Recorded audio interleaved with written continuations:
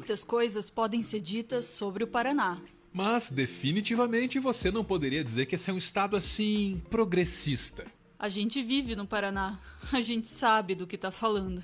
Um exemplo bem simples, hein? Em 1955, Curitiba foi a única capital do Brasil em que Plínio Salgado venceu a eleição. Plínio Salgado era o principal líder do movimento integralista, uma espécie de versão brasileira do fascismo italiano e do nazismo alemão. Se dependesse do Paraná, o PT só teria chegado à presidência uma única vez com o Lula em 2002. E a eleição do Bolsonaro no ano passado teria terminado no primeiro turno. Bom, pessoal, vim aqui para Curitiba, República de Curitiba, né? Período do Paraná, sempre bom estar aqui, aliás, né? Costumo dizer que isso aqui é praticamente uma reaçolândia, né? Porque eu nunca vi tanto engajamento em torno do MBL como aqui no Paraná e fico bastante feliz com isso. E além de tudo, o Paraná é a terra da Lava Jato, a terra do Sérgio Moro. E a terra de Deltan Dallagnol. Bom, quem é Deltan? Deltan é procurador da República, que trabalha hoje coordenando a Lava Jato em Curitiba.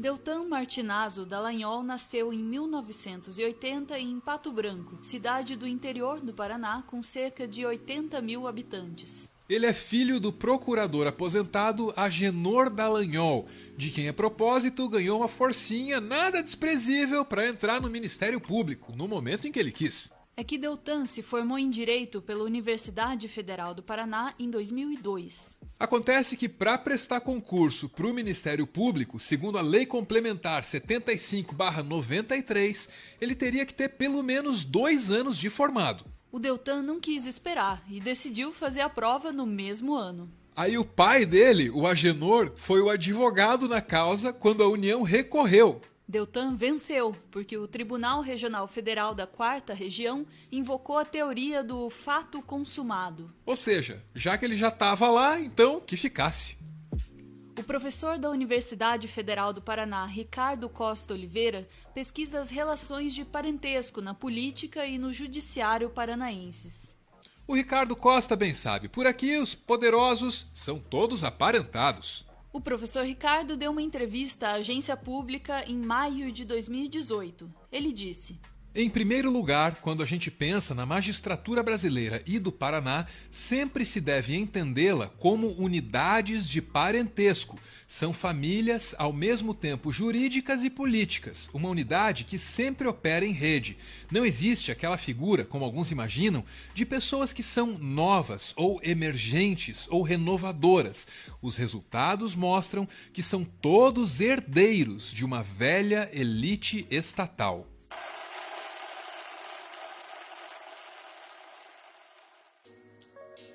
Durante a ditadura militar, a família Dallagnol obteve 400 mil hectares no noroeste do Mato Grosso. Anos mais tarde, a região se tornou município de Nova Bandeirantes. As informações são de uma série de reportagens do site De Olho nos Ruralistas. Eles chegaram à região antes da década de 70, só que as terras só foram regularizadas em 1978. A área da família Dallagnol é o equivalente ao país de Cabo Verde, na África, ou 400 mil campos de futebol. Um dos proprietários é justamente o pai do Deltan, o Agenor Dallagnol. Ao todo, 14 integrantes da família têm terras ali naquela região. Superadas as dificuldades, Nova Bandeirantes se orgulha de chegar aos 35 anos. A cidade, que na década de 90 foi considerada a capital do café, ainda hoje mantém parte da lavoura, investe na pecuária de corte, na agricultura familiar e na extração sustentável de madeira. Esse sustentável aí é discutível. Tanto é discutível que 3 tios do Deltan já foram flagrados desmatando ilegalmente áreas da região, que fica no chamado Portal da Amazônia e faz parte da Amazônia Legal. Um desses tios é o Leonard Dallagnol, conhecido como Tenente. O tenente foi acusado de invadir e lotear irregularmente terras em parceria com 2 personagens de apelidos curiosos, o Pedro Doido e o Nego Polaco. Outro tio do procurador, Xavier Dallagnol, foi flagrado em escutas telefônicas durante uma operação da Polícia Federal. Esse outro tio é advogado. Ele defende acusados de fraudes e grilagens no Mato Grosso.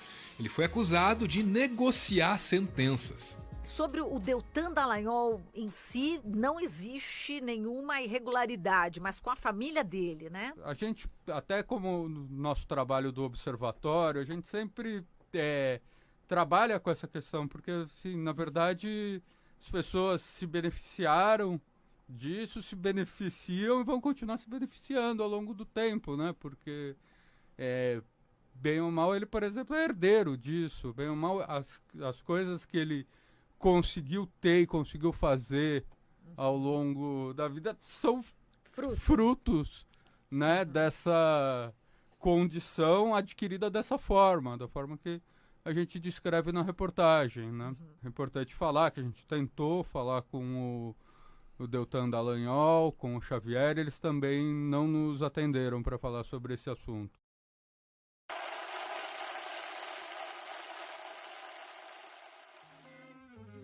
Deltan Dallagnol é membro da Igreja Batista do bairro Bacaxeri, em Curitiba. Deltan também é doutor em Direito pela Universidade de Harvard, nos Estados Unidos. E também é adepto de esportes radicais.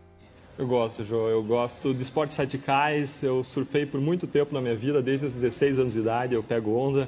E andei de skate também, por muito tempo. De skate? De skate, é isso. Você mesmo. fazia aquele negócio de descer a escada e pelo corrimão e tudo? Não exatamente. Eu andava de um modo um pouquinho mais acelerado, mais rápido, descia ladeiras. E agora talvez você se surpreenda. Diz que o surf quase fez o Deltan largar a Lava Jato. Jô, a última vez que eu surfei foi exatamente quando ia ser deflagrada a primeira fase da Lava Jato. Eu não estava trabalhando no caso, quem estava trabalhando no caso era um outro colega que não tinha tanta experiência em grandes investigações. E as pessoas começaram a me chamar, dizer, Deltan, começa a trabalhar nesse caso também. E eu respondi, olha, eu não posso entrar nesse caso sozinho porque eu tenho uma viagem marcada, já paguei caro para pegar um barco e surfar em Mentawai, na Indonésia. E então não tenho condição de assumir esse caso, a não ser que alguém assuma comigo, ou uma força-tarefa exista. E essa foi uma das razões da criação da força-tarefa. Foi um grupo de pessoas que foi criado para trabalhar em conjunto no caso. Para você poder surfar lá. A atuação em grandes casos a que ele se refere tem a ver com o escândalo do Banestado, um banco público do Paraná. Por meio desse banco público, que não existe mais, foram enviados ilegalmente dezenas de bilhões de reais para fora do país. Deltan participou das investigações no início dos anos 2000. Foi nessa época também que ele se aproximou do ex-juiz Sérgio Moro. Para o cientista social Luiz Werneck Viana, Deltan é o arquétipo da nova geração dos profissionais de direito no Brasil. Ele falou sobre isso em uma entrevista para o jornal O Estado de São Paulo. Em muitos profissionais, Werneck Viana identificou traços comuns, como o fato de completarem os estudos em universidades americanas, vínculos com a religião e idades em torno de 40 anos. Há um grupo de pessoas formadas no campo do direito que escolheu a carreira pública e tenta assumir um protagonismo em mudanças no país. Há um movimento em que está presente a mística da salvação, da missão de salvação. Há alguma coisa de revolução dos santos, como a que ocorreu com o advento do protestantismo, nesses juízes e promotores, disse o pesquisador. Um exemplo disso aconteceu em abril de 2018, quando Deltan anunciou no Twitter que faria um jejum pela prisão do ex-presidente Lula.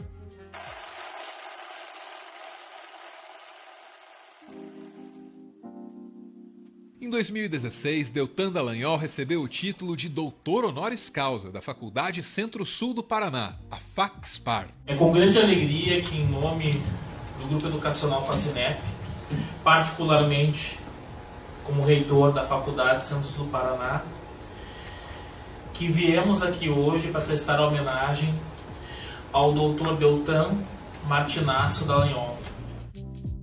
A FACSPAR já havia concedido a mesma homenagem a nomes como Silvio Santos e Edir Macedo. Acontece que em 2016 a FACSPAR estava desativada há 5 anos, não tinha mais nem credenciamento no Ministério da Educação. Pior, o reitor Faustino da Rosa Júnior foi acusado de fraudar documentos, inclusive diplomas. Segundo a Polícia Federal, Faustino da Rosa Júnior, o ex-diretor do Centro Educacional, já apresentou certificados falsos para passar em primeiro lugar num concurso do IP. Depois pagou multa e se livrou da punição judicial. Em seguida, conseguiu emprego numa faculdade paranaense com outros 3 diplomas falsos. Não foi a única vez que o Deltan ficou tão ansioso por reconhecimento que acabou fazendo umas coisas aí meio estranhas, até engraçadas.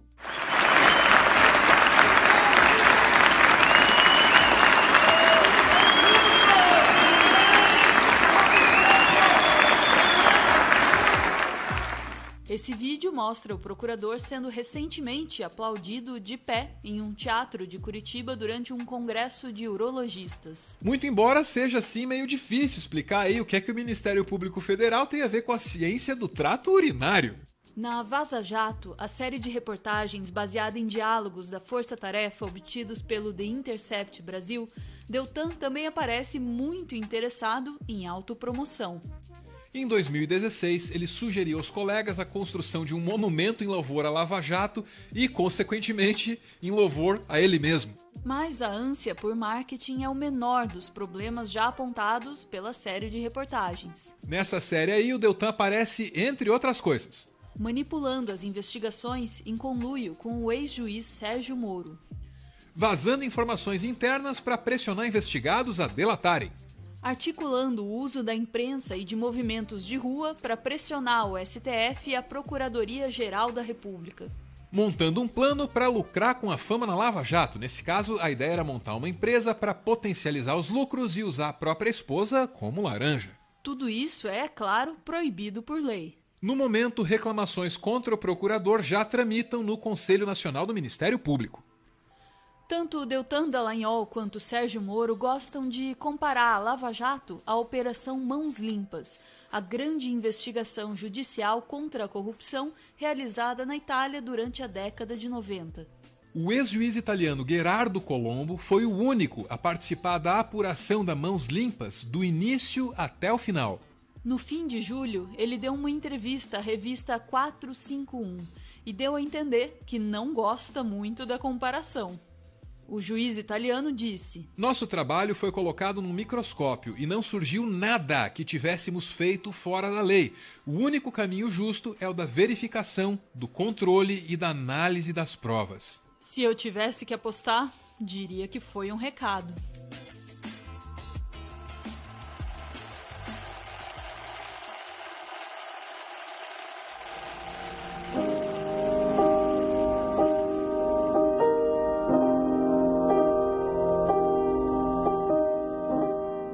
Muito obrigado por ver esse vídeo até o final. O vídeo que você acabou de ver teve roteiro do Sandoval e a edição ficou por conta do Felipe.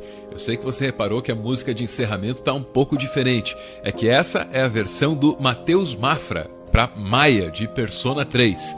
Vamos ouvir mais um pouquinho aí.